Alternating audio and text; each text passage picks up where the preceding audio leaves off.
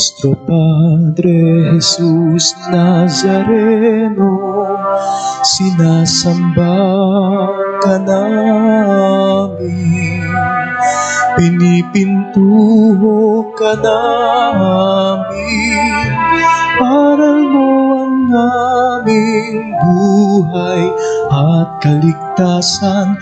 Nuestro Padre Jesus Nazareno, iligtas mo kami sa kasalanan.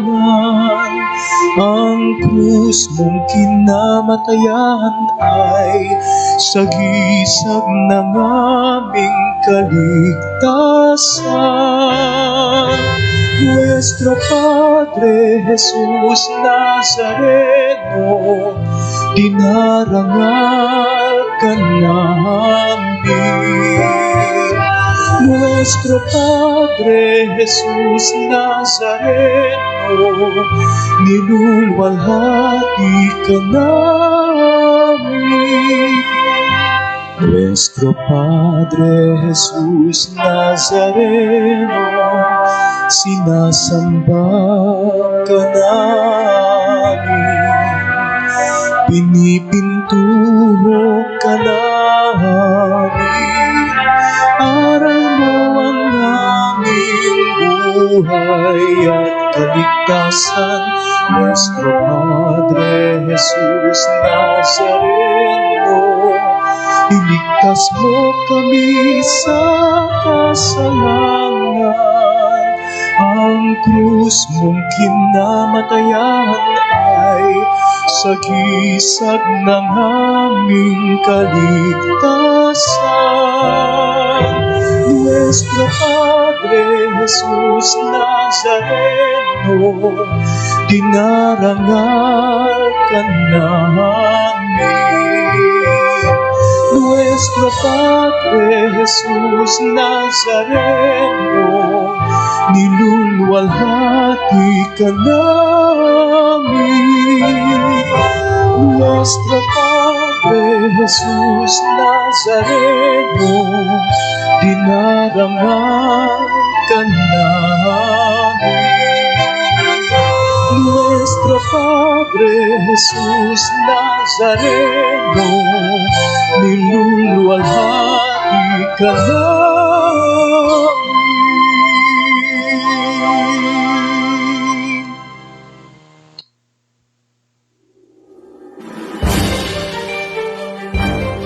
The Beat Watcher. Ito ang maglalahad at maglalatag ng mga nakalap na mga balita mula sa Campo Crame hanggang Campo Aguinaldo. The Beat Watcher, magbibigay daan sa mga kaganapan sa silangang bahagi ng Kalakhang, Maynila hanggang sa lalawigan ng Rizal.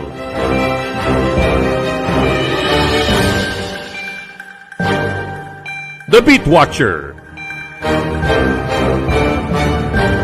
At ngayon, narito ang ating tagapagmasid, si Romy Tuazon.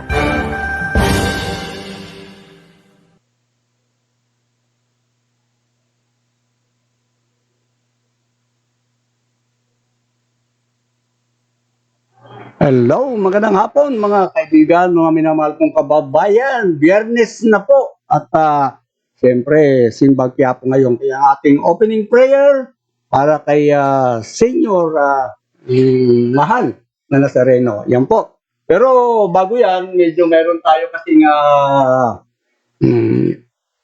sa mga ginagawa natin ngayon ay tuwing Biyernes. Kasi meron tayong hindi nababati kahapon na pagkatapos sa programa saka sila lumalabas.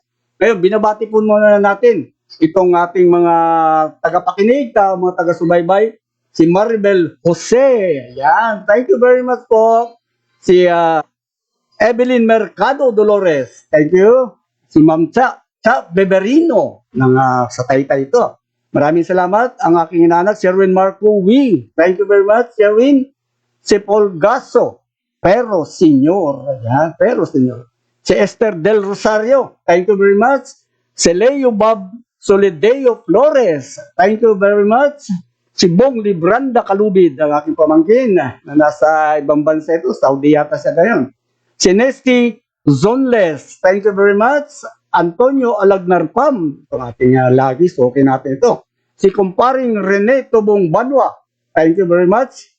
Joaquin Pereña, maraming salamat din po. Si Bebs Alforte, thank you very much, madam. Si Aldrin Benasa, maraming salamat, magandang hapon po sa inyo. Sir Butch, o si Butch Beles, thank you very much. Generoso Maano, ganun din si Regan Bailon, si Redleo Mercado, yun ating mga tagapakinig, mga kaibigan, ang nag-open sila sa akin sa programa, after na ng programa. Si Andy Bicaldo Apan, thank you very much. Si Elijah David, thank you. Leo Bob Soledeo Flores, si Totoy Magtanggol Bonifacio, ang ganda pangalan nito. Si Arlo Tayag, thank you very much. Si Ma'am Rica Feliciano, at si David Ginabo Unzalan, maraming salamat. Samantala, ang my birthday, mga kaibigan, si Grace Arsenal. Thank you very much sa inyo, mga aking mga taga-pakinig o ating mga minamahal na kababayan. Pero bago yan, mga kaibigan, ito muna ang ulo ng mga balita. Nasa 640,980 na po ang COVID-19 case sa bansa. Tungkats sa Department of Agriculture, pinamamadali ni Secretary William Dar. Pagsusuot ng face mask sa loob ng bahay, pinalagan ng isang mambabatas. DILG magpapakalat ng karagdagang contract tracers. So pakinggan nyo, mga kaibigan, $14.2 billion ang utang na nakuha ng Department of Finance. Ayan po ang ulo ng mga balita. Ngayon naman po ang detalye.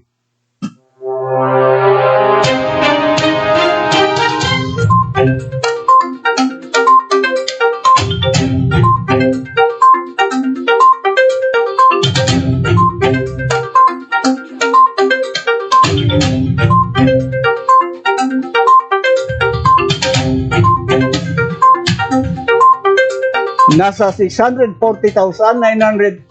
na po ang kabuuan bilang ng COVID-19 sa bansa nang maidagdag ang 5,219 na bagong kaso, habang ang 49 na bagong gumaling naman na umakyat na rin sa 561,350 ang mga nasa naka-recover. Naidagdag din ang 21 bagong nasawi na may kabuuan bilang na 12,889 at ang sa pinalabas na case bulletin number 369 kahapon ng Department of Health, nasa 66,567 pa ang active cases. Ito na po ay ikalabing-4 na araw na nag-ulat ang kagawaran ng mahigit 2,000 bagong kaso ng COVID-19. Katumbas din ito ang isang linggo na higit 4,000 bagong kaso. Ang naturang bilang ng mga bagong kaso rin ang ikalima sa pinakamataas na netalang numero o bilang ng new cases mula nang mag-umpisa ang pandemya sa bansa.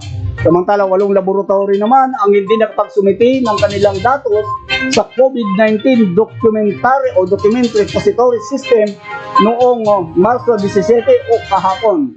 Ang nasabing bilang, 93.3% ang mild cases, 3.7 asymptomatic o walang nararamdamang sintomas, 1.2% naman ang severe at critical, at 0.64 ang moderate. Samantala, pinangangambahang tataas ang COVID-19 cases sa Bicol pagsapit ng Semana Santa kung walang pag-iingat ang mga tao at hindi sumusunod sa tama ang public o hindi sinusunod sa tama ang public health safety protocol. Ito naging pahayag ni Department of Health Bicol COVID-19 Program Coordinator Dr. Lulu Santiago dahil sa maraming biyaherong uuwi kasabay ng pagluluwag ng restriction ng Inter-Agency Task Force. Hindi naman binabaliwala ng regional office ang nasabing posibilidad lalo pa malapit lang ang Bicol sa National Capital Region na nakapagtala na rin ng mas mataas na kaso pang araw-araw. Dagdag pa ni Santiago, karamihan sa mga nagpositibo ang nasa working age group na edad 21 hanggang 30 anyos, maliban pa sa mga health workers at travelers. Kaugnay nito, muling pinaalala ni Santiago ang tamang pagsusuot ng face mask at face shield, pag-obserba sa social distancing at sanitation upang mapangalagaan ang sarili laban sa sakit. Samantala, pinuna ni Ako Bicol Party List Representative Alfredo Garbin Jr. ang suhestyon ng Department of Health at ng Department of Interior and Local Government na kailangan magsuot ng face mask kahit nasa loob ng bahay. Ayon kay Garbin na ang mahinang contact tracing system ng bansa ang siyang dahilan kung bakit inirekomenda ng Department of Health at DILG ang unconvincing policy proposal ng mga ito. Napag-alaman pa sa kongresista na hindi siya kumbinsido sa dahilan ng DOH at DILG na karamihan sa hawaan ng COVID-19 ay nangyayari mismo sa loob ng tahanan. Para sa kanya, ang mahinang contact tracing at mga pag-focus sa contact traveler sa mga miyembro ng pamilya na nagpositibo sa COVID-19 ang siyang dahilan ng mahinang data ng Department of Health at DILG. Hindi kasi anya masama o kasama sa COVID-19 data ng pamahalaan ang transmission sa mga pampublikong sasakyan, mga lugar sa trabaho at iba pang lugar sa labas ng bahay. Paalala ni Garbin na masyadong mahirap ang pagsuot ng face mask sa loob ng bahay. Sa iba pang balita, nais ni Department of Agriculture Secretary William Dar na agad matapos ang investigasyon sa umano'y tungpas system o ang kickback na sa importasyon ng baboy sa bansa. Ayon kay Dar, inatasan na rin niya ang binuong special committee na tututok sa aligasyon ni Senator Pampero Lacson na nagsumiti ng final funding o finding at rekomendasyon sa katapusan ng buwan ng Marso. Sa parehong pahayag, pinunto na rin ng DA ang Minimum Access Volume o MAV Secretariat na ang aligasyon ng korupsyon para makakuha ng MAV Import Certificate ay malayong mangyari dahil sa kasalukuyang licensors ay parehong isang beses kada taon ay siya ay accredited o sila accredited ng mga nagdaang DA administration. O narito, sa initial na report kay Dar, ang Department of Agriculture MAV Secretariat, wala raw nagpagkakaiba ang alokasyon ng kasalukuyan MAV licenses at mga nagbigay ng kasalukuyan ding DA administration. Binigyan din ng DAR Chief na layo ng pagtataas ng MAV at pagpapababa ng taripa ay para patatagin ang supply at presyo ng karning baboy. Noong Martes, nangyayag ng DA na sisilipin nila ang mga aligasyon ng kickback sa importasyon ng pork product na ibinunyag mismo ni Senador Lacson sa plenary session. Aabot daw sa 5 hanggang 7 piso ang nakukuhang kickback sa kada kilo na imported pork products. Samantala, magpapakalat ng karagdagan 802 contact tracer ang Department of Interior and Local Government sa Metro Manila. Nabatid kay DILG Secretary at spokesperson Jonathan Malayak na kabilang sa mga contact tracer ay mula sa PNP at Bureau of Fire Protection ay meron ding 300 mula naman sa MMDA. Kumpiyansa si Malaya na sasapat ang nasabing bilang para dumaraming kaso ng COVID-19 sa Metro Manila. Ipapakalat ang ito sa lugar na mayroong naitalang mataas na kaso ng COVID-19. Noong nakaraang mga buwan ay nag-hire na ang DILG ng 1,000 contract tracer base na rin sa hiling ng Department of Health. Sa iba pang balita, nakapagtala ng 164 na volcanic earthquake at 67 tremors ang Taal Volcano sa loob lamang ng 24 na oras. Sa ngayon, nakataas pa rin ang naturang bulkan ang alert level 2 at sa latest bulletin ng PHIVOLCS, ang volcanic activities na ay nagtatagal ng 1 hanggang 2 minuto mula sa 3 hybrid events. Ang pinakauling record ng volcanic earthquake ay na-triple mula 55 ng pagyanig at 44 tremor kahapon. Naobserba din ang pagbuga ng mahinang steam-laden plumes at na may taas na 20 metro sa main crater. Sa ngayon, nasa 605 tons ng sulfur dioxide ang lumabas sa bulkan. Alauna 28 na po ng hapon ang ating oras. Samantala, inirekomenda ng Okta Research Group sa national government na bigyang prioridad ang vaccination rollout ng coronavirus sa National Capital Region. Sinabi ni Dr. Guido David ng Okta Research Group, ang NCR ang kinukonsidera ngayong sentro ng pandemic na nakakaapekto sa sitwasyon sa buong bansa. Hindi lalaganap ang COVID sa Metro Manila kapag nabakunahan na ang nasa 7 hanggang 8 milyong mga residente. Mas maigi na yung umanong mabakunahan din ang mga residente na nasa paligid ng NCR gaya ng Calabarzon at Central Luzon na marami ring kaso ng nakamamatay na virus. Dagdag ni David, matatagalan daw ang Pilipinas sa maabot ang herd immunity na target na 70% ang mga mababakunahan sa kabuuang populasyon ng bansa o nasa 70 milyon na katao. Una rito sinabi ng Okta na posibleng aabot sa 11,000 COVID cases ang may tatala sa Metro Manila pagsapit ng katapusan ng buwan ng Marso. Samantala, sa iba pang balita, umakyat sa kabuuan $14.2 billion na utang at grant na nakuha ng Department of Finance para sa paglaban sa gobyerno sa COVID-19 noon pang taong 2020. Ang dami pala mga kaibigan.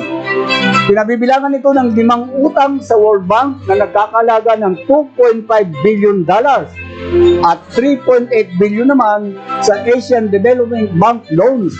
Ang nasabing halaga ay hindi pa kasama dito ang $500 million na utang mula sa World Bank at $400 million na financing mula sa Asian Development. Ang ADB rin ang direktang nagbabayad ng direkta sa mga supplier ng mga bakuna. Ang malaking halaga na nakuha noong nakarang taon ay ginastos sa mga budget at priority programs at project na nagkakalaga ng $13.35 billion. Bukod sa mga utang, ay nagbigay din ang gobyerno ng Japan ng $18.7 million sa Department of Health para pambili ng mga medical equipment. Samantala, humihirit ng karagdagan 9.8 billion na pondo ang Overseas Workers Welfare Administration o OWA para matiyak ang tuloy-tuloy na repatriation effort sa mga overseas Filipino workers na naapektado ng COVID-19 pandemic. Sinabi ni OWA Administrator Hans Takdak na nasa 500,000 OFW ang inaasang uuwi sa bansa. Dagdag pa nito na posibleng maubos sa loob ng 6 na buwan ang Emergency Repatriation Fund ng ahensya na nagkakahalaga ng 6.2 billion. Hindi anyang muna nila binagamit ang trust fund ng OWA na nagkakahalaga naman ng 18.3 billion sa kasalukuyan para hindi na ito agad maubos. Pinag-aaralan ng mga otoridad ang posibilidad ng pagbabago ng mga border checkpoint o pasok sa lungsod ng Baguio. Ayon kay Attorney Althea Alberto, Executive Assistant at Legal Officer ng City Mayor's Office, pinag-aaralan ang posibilidad na paglilipat at pagtayo ng karagdagang border checkpoint sa lungsod. Ipinaliwanag niyan sa pamamagitan nito ay mababawasan ang problema sa mga checkpoint at magiging magaan na lamang para sa mga motorista tutungo sa City of Pines. Kasunod na rin ito ng naranasang problema, particular sa trapiko sa mga border ng lungsod sa mga nagdaang buwan dahil madaming bilang ng motorista kasabay ng pagpapaluwag ng travel restriction. Samantala, nilagdaan ng lokal na pamahalaan ng bagong entry protocols para sa tutungo sa Baguio City, epektibo ngayong araw ng Biyernes. Base sa bagong protocol, kailangan magpakita ng negative RT-PCR o antigen test result na nakuha sa loob ng 72 oras sabay bago pumasok sa lungsod o sa ilalim sa testing sa Central Triage ng Baguio Convention Center ang mga non-residents na private sector authorized person outside of residence na may official travel, ang mga non-residents na travel na bibisita sa lungsod at ang mga turista at mga returning Baguio residents. Sa iba pang balita, nangangamba ang Federation for Unity Recognition and Advance of Government Employees o COREGS matapos na makasama ang kanilang grupo sa mga pinangalanan ng DILG na umano'y branch ng New People's Army. Nabatid kay COREGS National President Santiago Dasmariñas Jr. magmula umano nang maipalabas ng DILG ang memorandum circular laban sa kanilang grupo. Nakakatanggap na sila ng report mula sa mga miyembro ng umano'y hinaharas ng mga sundalo. Ilan sa mga ito ay mula sa lalawigan ng Masbate na pinupuntahan umano ng mga matataas na opisyal ng militar sa kanilang mismong mga tanggapan at mga tahanan. Hindi maalis ni Dasmariñas na mangamba sa kanilang seguridad sa posibilidad na mangyari ang sinapit ng ilang mga aktivista na napaslang sa operasyon ng mga otoridad o inatake ng di nakikilalang grupo. Sa isa pang panayam, nanindigan ang ACT Teachers Secretary General Raymond Basilio na wala silang ibang sisisihin kundi ang inilabas na memo ng DILG sakaling may mangyari sa kanilang mga miyembro. Maalalang napasama ang COREGS at ACT Teachers sa memorandum circular na inilabas ng DILG na pinababantayan ang mga miyembro dahil sa umano'y koneksyon sa communist terrorist group. Alauna 28 na po ng hapon ang ating oras. Samantala, sa iba pang balita, nagsilikas sa mga sibilyan sa enkwentro ng militar at mga terorista sa lalawigan ng Mindanao. Ayon kay 6th Infantry Division Chief Adjoint Task Force Commander Major General Dobimac Sauy na nakatanggap sila ng impormasyon sa presensya ng Dawla Islamiyya Terror Group ng Bangsamoro Islamic Freedom Fighters sa SPM-SBOX. Plano umano ng mga terorista na salakayin, naku, delikado, at salakayin ang Joint Peace and Security Outpost ng militar, PNP at MILF sa barangay Kitango, dato sa UDI, Ampatuan, Maguindanao. Sinabi ni 1st Mechanized Brigade Commander Colonel Pedro Balisi na agad silang nagresponde at nakasagupa ang tinatayang 30 BIFF dahil sa tindi ng bakbakan sa kabilang panig ay lumikas sa mga sibilyan patungo sa ligtas na lugar. May ilang mga bakwit na nakumpirma na 4 sa BIFF nasawi at marami ang sugatan ng tamaan ng mortar fires ng mga sundalo. Sa ngayon ay papatuloy ang combat clearing operation ng Joint Task Force Central laban sa BIF sa bayan ng Dato sa UDI Ampatuan sa Maguindanao. Samantala nakaligtas ang isang miyembro ng media maging ang kanyang pamilya matapos sa pagbabarilin ng hindi pa nakikilalang suspect ang bahay nito sa Labo, Camarines Norte. Kinala ang biktima na si Rodel Pakita, 45 anyos, residente ng Purok 1, Barangay Tabusay sa nasabing bayan. Sa nakalap na impormasyon mula sa Camarines Norte Police Provincial Office, nabatid na habang nasa loob ng kanyang bahay ang biktima at natutulog na nang makarinig ito ng 3 putok ng baril Matapos ito, nakita na lamang ng biktima na may butas ang kanyang bubong. Sa inisyal na investigasyon, napag-alaman na nakita umano ng kapitbahay ni Pagia ang isang motorsiklo na tumigil sa tapat ng bahay ng biktima at nagpaputok ng baril at agad tumakas sa di malamang direksyon. Sa ngayon, patuloy pa rin ang sinasagawa investigasyon ng mga otoridad hinggil sa insidente. Gayunman ang pagpapatuloy ng posibleng pagkakakilanlan ng mga sospek. Samantala, pinapurihan ni AFP Chief of Staff Lieutenant General Cirilito Subihana ang pamunuan ng Western Command sa kanilang epektibong internal at external defense. Lalo na sa pagbibigay ng seguridad sa mga teritoryo ng bansa na nagawang protektahan ang siyam na isla sa Kalayaan Island Group sa West Philippine Sea sa kabila ng iba't ibang hamon ng pakikiharap ng militar sa Western Command. Bukod sa pandemic, malaking hamon sa militar ang presensya ng mga barko ng China na pinag-aagawang ng teritoryo o disputed island. Ayon kay Subihana, sa kabila ng mga hamon na bigyan ng sapat na seguridad ang mga strategic resources at facilities ng AFP, lalo na sa Pag-asa Island. Iginiit ni Subihana, malaki ang papel na ginagampanan ng Western Command para maging matagumpay ang kanilang misyon sa nasabing rehiyon. Una nang pinag-utos ni AFP Chief of Staff na dagdagan ang Navy vessels na magpapatrolya sa exclusive economic zone ng Pilipinas. Layon din ito na protektahan ang mga Pilipinong mangingisda na binubuli ng mga Chinese vessel. Ito ay kasunod ng bagong batas ng Chinese Coast Guard na maaaring gamitan ng armas ang sinumang papasok sa kanilang teritoryo. Ayon kay Subiana, nakaka-alarma ang nasabing pahayag ng China. Nais kasi ng general na malaya pa rin makakapangisda sa lugar ang ating mga kababayan. Binisita ni Subiana ang Western Command nitong Martes bilang guest abono sa ika-45 founding anniversary ng Command.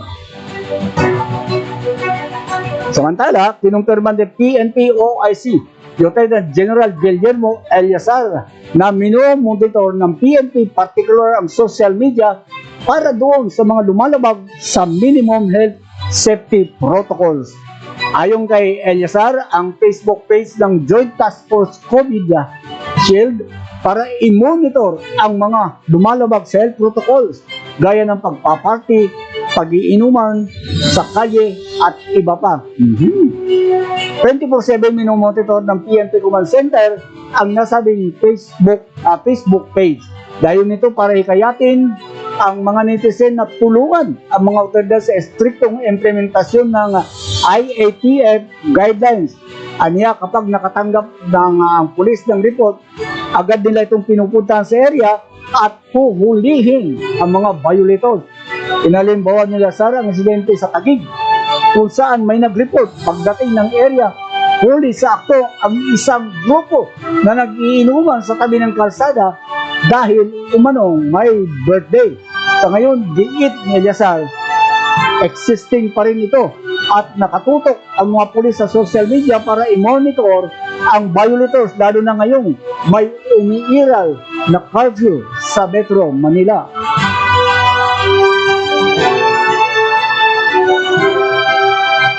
Apat ang napatay sa inilatag na uplad sita ng mga pulis Kalulot Bypass Road, Barangay Kalulot, San Fernando City, Pampanga, kaninang alas 3 ng madaling araw.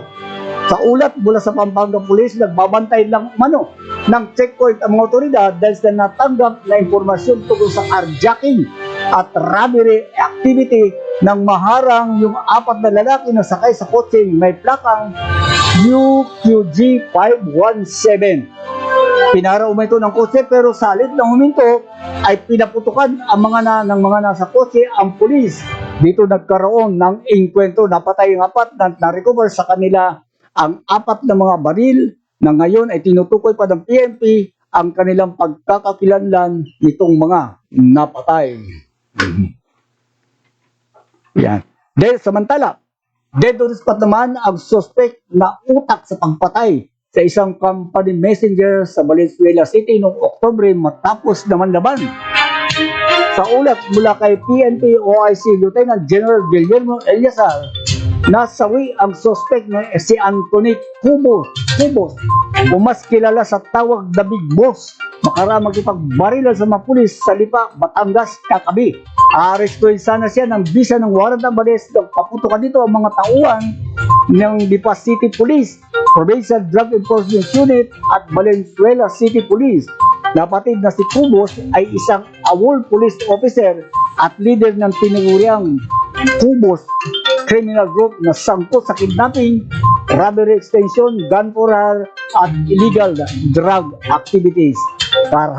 Kasama rin siya sa lista ng level 3 at PNP National Drug Watch List ng mga possessors at protectors ng illegal drugs.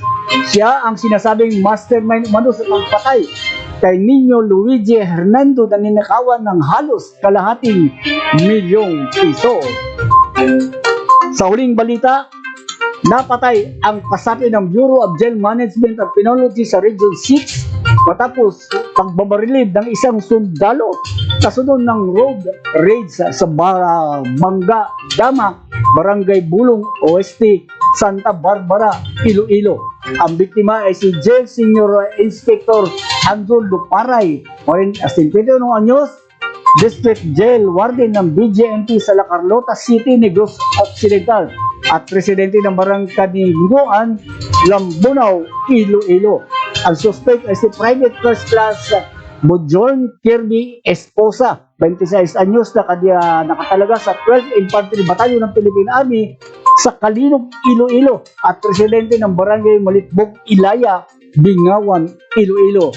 Sa panayam ng mga otoridad o ng kay Police Major Raymond Celoso, Chief ng Santa Barbara Municipal Police Station, sinabi nito na inamin ng suspect na napilitan siya magpaputok ng baril dahil binura siya at tinampas umano ng biktima ang ulo gamit ang baril. Samantala sumuko naman ang dalawa pa nitong kasama na isang pulis at miyembro ng Citizens Armed for Geographical Unit o TAPGO. Yan po mga kaibigan, ang kalipunan ng mga balita.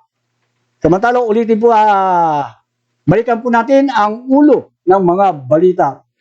640,984 na ang COVID-19 case sa bansa.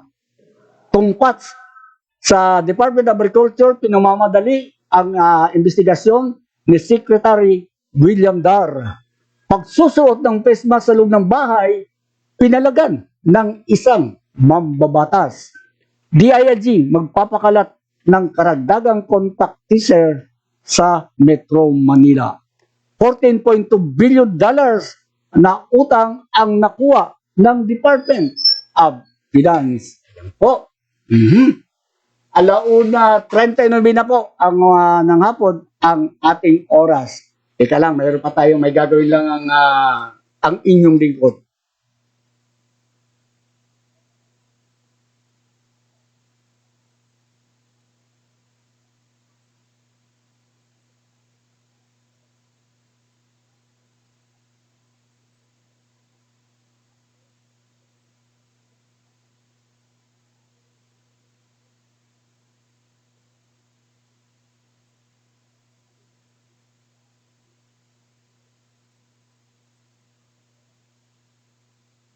Balik na po tayo, medyo pasensya na po. Ang halaga lang ang kaso. Ang ating po na kasi ngayong pag-uusapan mga kaibigan. Ano ba ang kalagayan na ngayon ng pandemya sa ating bansa? Ang sabi nga nila, niloloko lang pala yata tayo sa totoong lagay ng pandemya. Dahil may mga inconsistent sa mga pahayag ng gobyerno sa mga nangyayari. Una, mga narinig na natin sa sinabi ni Presidential Spokesperson Harry Roque na sinasabi, excellent. Nako, ano ba yan? Excellent ba yun?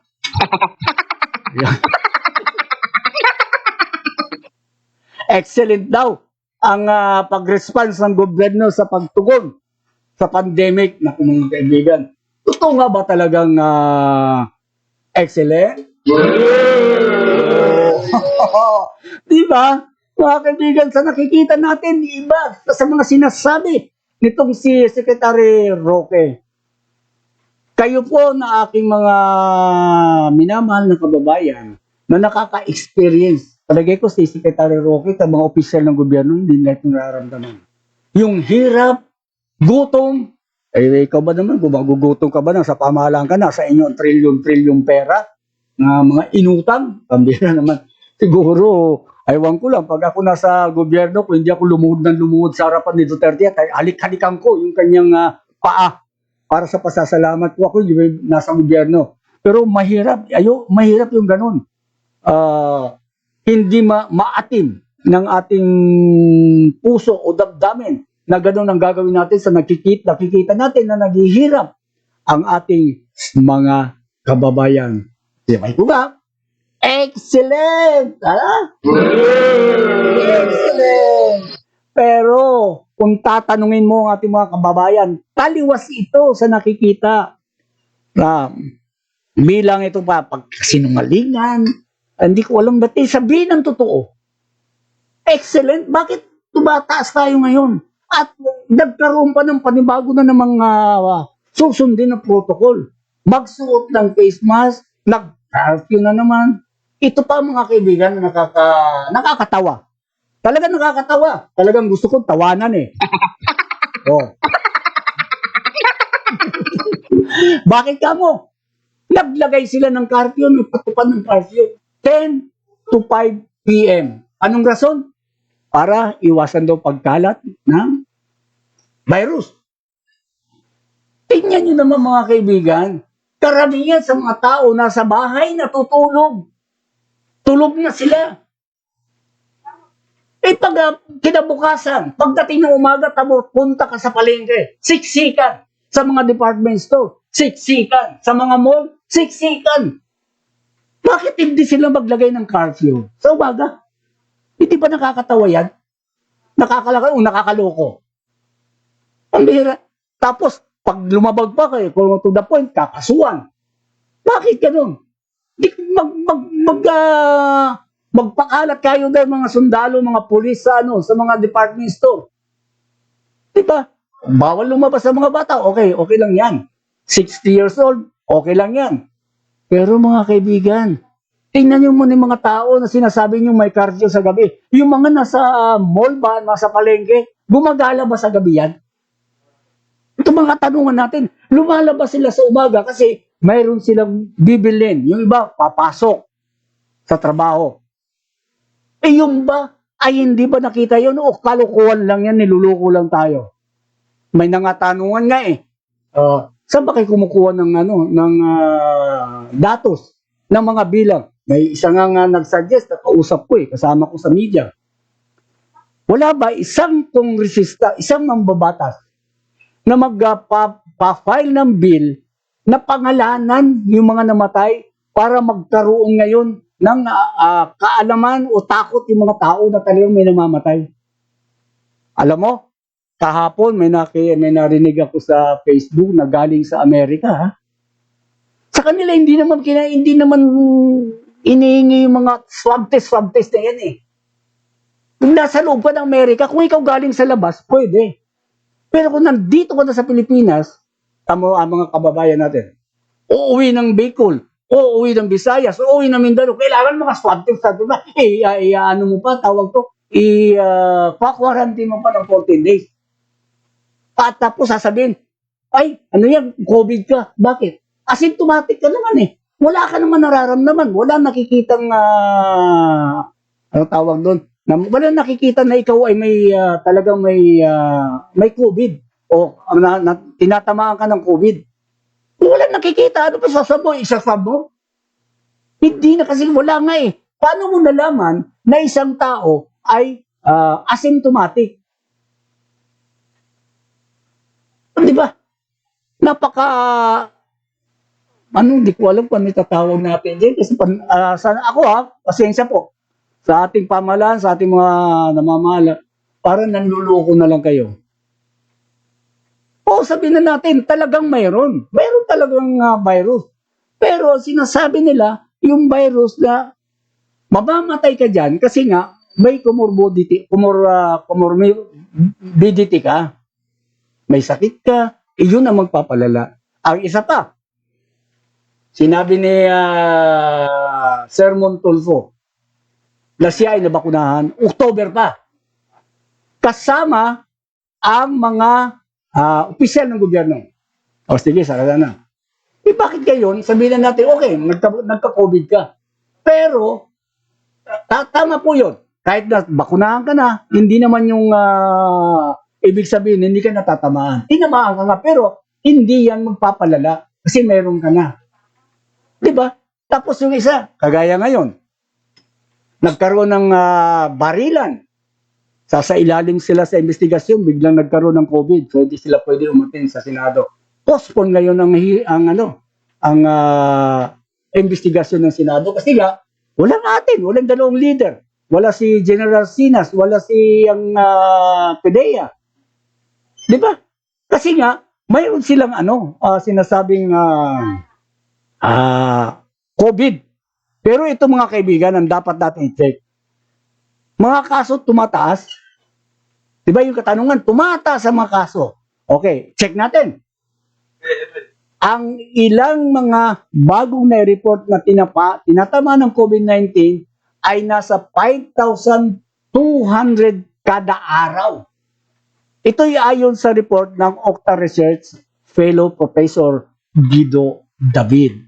Nasa pagsulpot umano ng mga nakakaawang bagong variants, ang bilang ay inaasahang tataas sa 8,000 kada araw bago matapos itong buwan ng Marso. Tandaan niyo po yan mga kaibigan ha. Isang taon mula nang isailalim ang bansa ng na pinakamahaba. Kasi tayo pinakamahaba na sa buong mundo ng ang tawag doon, quarantine. Ipinakikita dito mga kaibigan. O pinakikita na ang bansa ay may pinakamalalang coronavirus performance. Ito'y sa datos ng World Health Organization. Hindi ho ito datos ni ganito ni ganun. World Health Organization po ito ang nagsasabing na ang Pilipinas ay ang pinakamalalang coronavirus performance. Ito ba ang sinasabi ni Roque na excellent ang ating pagharap sa coronavirus na ito? Nakakalungkot o nakakainis na lumalabas na naluloko nga lang ang mga ito. Di ba? Alam mo tayong pinakamalala sa Western Pacific region. Alam mo, hindi lang pala sa ganito. Sa Western Pacific region po tayo. Ngayon, ang kanina nga, na-report ko na may kabuuan bilang na po tayo na 604,984 infections. Diba? May total na nga tayo na 611, 618. O total infections na may total sa 11 infections at 12,889 na ang nasawi ngayong araw. Marso at 19. Ito ay ayon sa Department of Health. Itong pagtaas ng kaso, dito nga, kaya nga nag-isip o ito naging dahilan o hudyat ng Metro Manila mayors na muling magpatupad ng 10 p.m. hanggang 5 a.m. alas 5 ng madaling araw ng curfew. Iyon ang sinasabi ko kanina. Bakit sa gabi? Puntahan niyo yung mga palengke. Lumabas ka nga lang ngayon dyan sa papunta ng palengke, tingnan mo yung mga tao, halos magpapalitan ng mukha. Pero sabihin na natin, mayroong face mask. Pero ang sinasabi nila, kasi nga sa loob ng bahay, kaya suggestion nga ng Department of Health, kailangan pati sa bahay magsusuot ng face mask. May mga tao, mga kagaya sa Amerika, na control na nila. Alam mo, mayroon balita nung nag-meeting kami noon. lumabas ang balita na hindi galing sa amin. Galing sa Amerika na mga tao roon na magkakaroon ng excess o sobra ng milyon-milyong dose ang Amerika. Kasi matatapos na sila. Alam mo kung saan ibibigay yung mga natitira nyo? Sa Pilipinas. At direkta ibibigay hindi sa Department of Health, hindi direkta sa Malacanang, hindi direkta sa IATF, direkta sa Office of the Vice President. Ayun mga kaibigan, yun na napagmitingan namin nung isang araw ng grupo namin. Ayun nga, yung curfew. Yung curfew na yan mga kaibigan, may limit may age kung along ang hindi pwede lumabas. Yan po mga kaibigan, ito man, mga health workers, napapabayaan na ba? Check natin uli. Kasi nung nagdaang linggo, ang mga health frontliners sa National Kidney and Transplant Institute, kukonsider natin yan kasi mga frontliners yun, nagsagawa sila ng noise barrage. Bakit? Sila ba'y nabibigyan ng tamang tulong ng pamahalaan? Hindi maggaganyan ang ating mga healthcare frontliners kung sila ay talagang inaalagaan ng ating pamahalaan. Alam mo kung bakit? Hinihiling nila na i-release yung kanilang delayed na benepisyo. Na ito yung mandato ito ito yung nasa ilalim ito ng batas ng Bayanihan 2. Pero bakit hindi nare-release ngayon ng pamahalaan? Ito ngayon ang kanilang sentimiento. Ang mga nagsasabing karaingan ng mga napapabayaang, let's say, pwede natin gamitin napapabayaang health workers, ay kanila nang ipinaalam noon pa, nang sila pa ay nangangailangan ng mga equipment. Katunayan mga kaibigan, nakikita natin noon, ang mga health workers natin ay nagmumukhang kawawa. Bakit kamo? Sila na ang gumagawa ng paraan magiging PPE. Ang gamit nila yung mga garbage na plastic, yung kulay itim. Yun ang ginagamit nilang panangga. Yung iba gumagawa sila ng plastic para yun na lang ang kanilang face shield. Naku, kung makikita mo sila, ewan ko, kung hindi pa sa galaw ng Vice President na nagkaroon, wala nga pondo, pero nakakagawa ng paraan. Kasi isang anak ko frontliners, nabigyan sila ng Office of the Vice President, pero pamahalaan wala. Pati sa service nila. Kasi noon bawal, di ba? Bawal sa lumabas. Kailangan may service ka. Ang nag-provide din ng kanilang service, Office of the Vice President. Asa ng tulong ng pamahalaan na nag-umuutang ng bilyon-bilyon. Di po ba? Doon ka magtataka mga kaibigan. Ipinalam na nila ito noon pa sa kaagahan pa lamang ng pandemic. Sinasabi na ng mga health workers, ito, kailangan ganito, ito yung kailangan. Wala. Nagatingang kawali lang. Itong PPE, wala. Kanila pang karaingan, mahabang oras. Mahabang oras na pagtatrabaho. May alam nga akong ospital. Pinanggalingan ng misis ko, dahil misis ko, tip nurse doon. Alam mo ba, ang mga nurses, kulang na. Nag-resign na dahil hindi na kaya. Umingi pa nga sila ng break pangako ni Dr. Kayang-kaya yan. Maliit lang po ito. Maliit lang ito naranasan. Anong maliit? Tignan mo ako ilan na namatay. Tignan mo ko ilan libo na mag-aabot tayo ng 1 milyon sa mga tinatamaan. Asan yung bakuna? Wala. Yung binigay pa dyan, binili ba yan? Sa inyo mismo nang galing na ang bakuna na yan ay donation. Ibig sabihin, wala kang ginastos dyan. Dahil donation yan Di ba? Ang sinasabi, bigay ng China, wala naman daw hiningin kapalit ang China, doon sa binigay nilang Sinovac na 600,000 dose.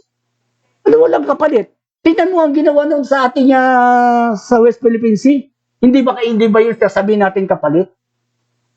Tapos sasabihin nyo, nagbenta ng ganyan, ang nakarang administrasyon. Kaya nga mga kaibigan, hindi ba tayo pinagdululuko lang nito? Di ba? Halos wala nang gustong mag-nurse sa panahon ngayon, mga kaibigan.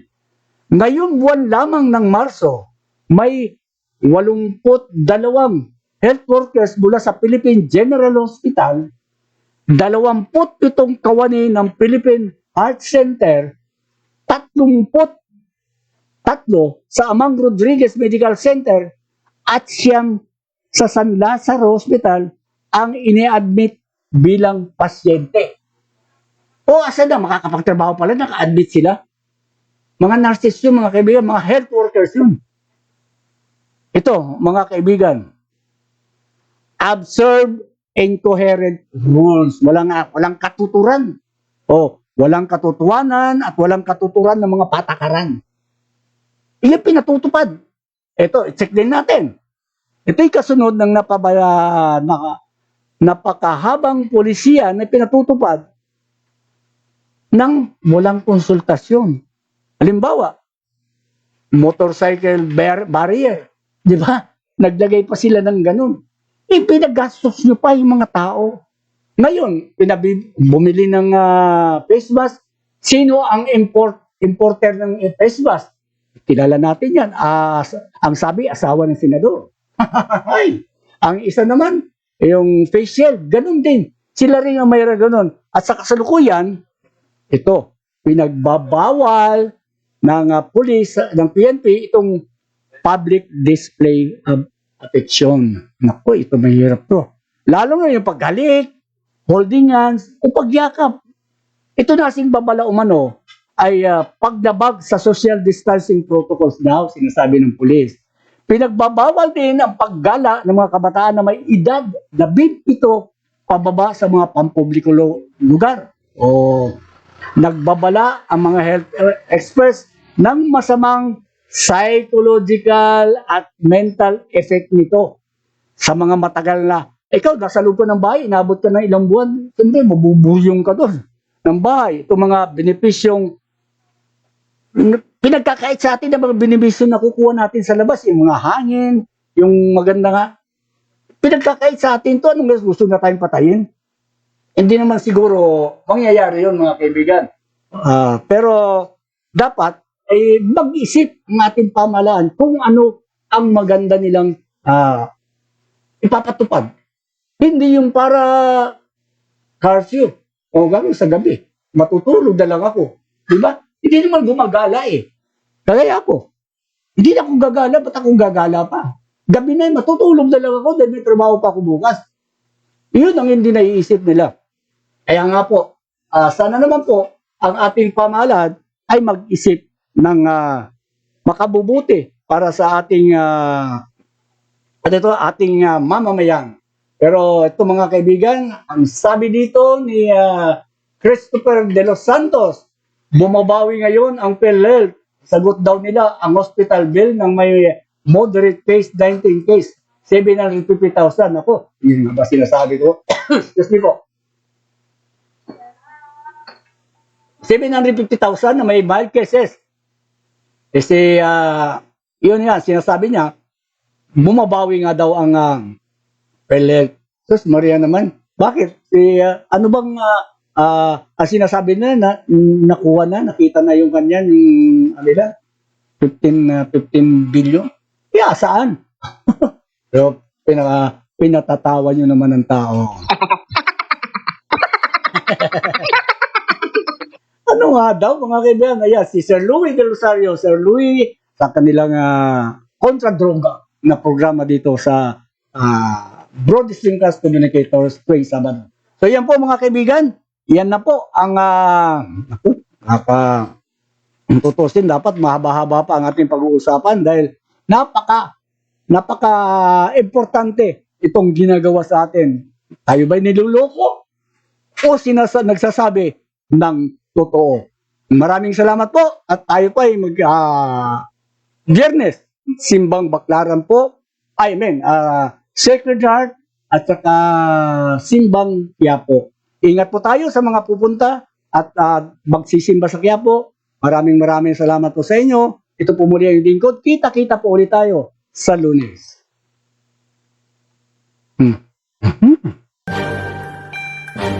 Sumainyo ang inyong tagapagmatsyag at tagapagmasid, The Beat Watcher, sa pamamagitan ng Broad Streamcast Communicators. Maraming salamat po.